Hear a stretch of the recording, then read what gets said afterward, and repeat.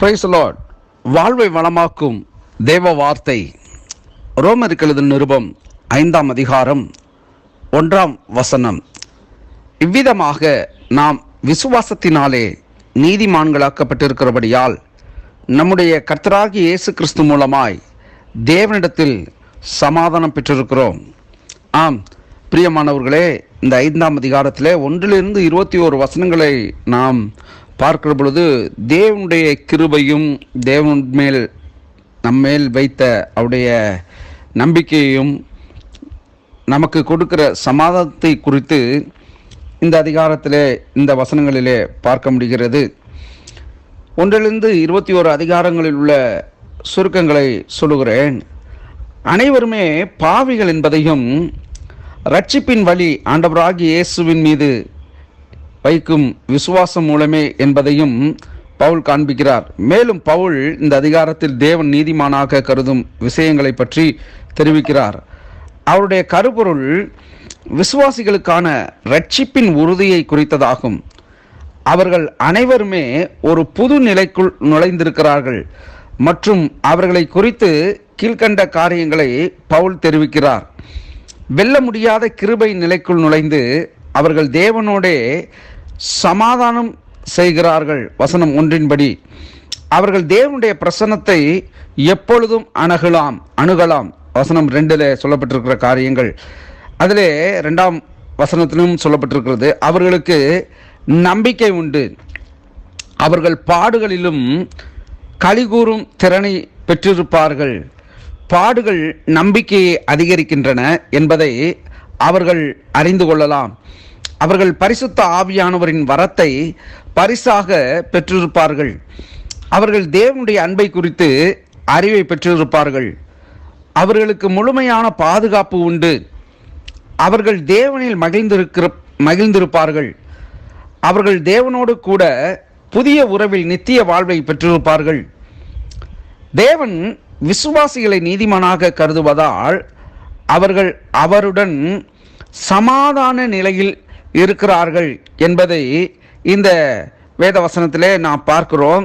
சில வாக்கியங்களை சொல்லுகிறேன். கொலோசையர் 1ஆம் அதிகாரம் 20ஆம் வசனம், எபேசியர் 2:14 14 வசனம் உடைய, 2 கொரிந்தியர் 5ஆம் அதிகாரம் 18ஆம் வசனத்திலிருந்து 21ஆம் வசனம் உடைய, ஏசாயா 32ஆம் அதிகாரம் 17ஆம் வசனம், 53ஆம் அதிகாரம் 5ஆம் வசனம். இங்கே சமாதானம் என்பது ஆண்டவராகிய இயேசுவை விசுவாசிப்பவர்கள் தேவனோடு ஒப்புரவாகுதலாகும் என்று குறிப்பிடப்பட்டிருக்கிறது. நான் சொன்ன இந்த வேத வாக்கியங்களை நீங்கள் தியானித்து பாருங்கள், வாசித்து பாருங்கள். நிச்சயமாக உங்கள் வாழ்க்கையிலே பெரிய காரியங்களை நீங்கள் காண்பீர்கள். இந்த வசனத்தின் முதல் வசனத்திலே சொல்லப்பட்டிருக்கிறது, இவ்விதமாக நாம் விசுவாசத்திலே நீதிமான்களாக்கப்பட்டிருக்கிறபடியால் நம்முடைய கர்த்தராகிய இயேசு கிறிஸ்து மூலமாய் தேவனிடத்தில் சமாதானம் பெற்றிருக்கிறோம் என்று ஆணித்தரமாக சொல்லப்பட்டிருக்கிறது.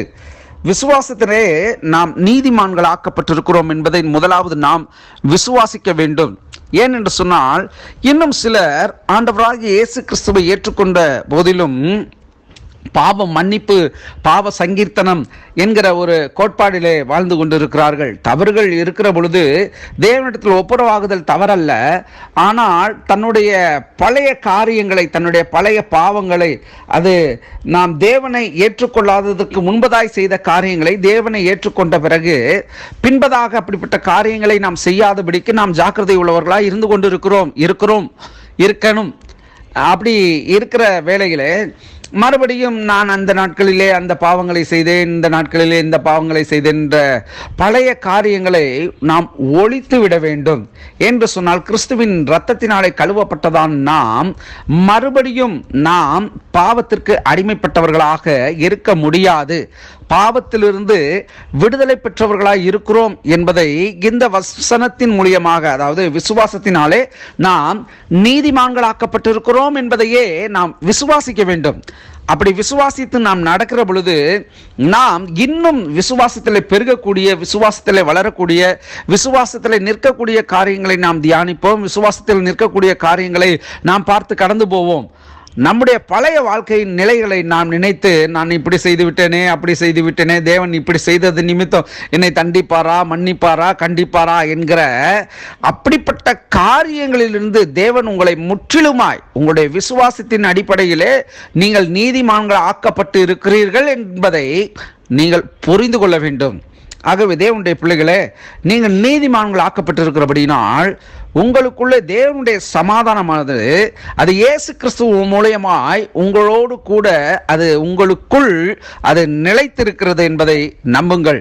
நிச்சயமாக கிறிஸ்து இயேசுவின் மூலியமாய் நீங்கள் சமாதானத்தை பெற்றிருக்கிறீர்கள் என்பதை விசுவாசியுங்கள். கர்த்தர் தாமே உங்களை ஆசீர்வதிப்பாராக.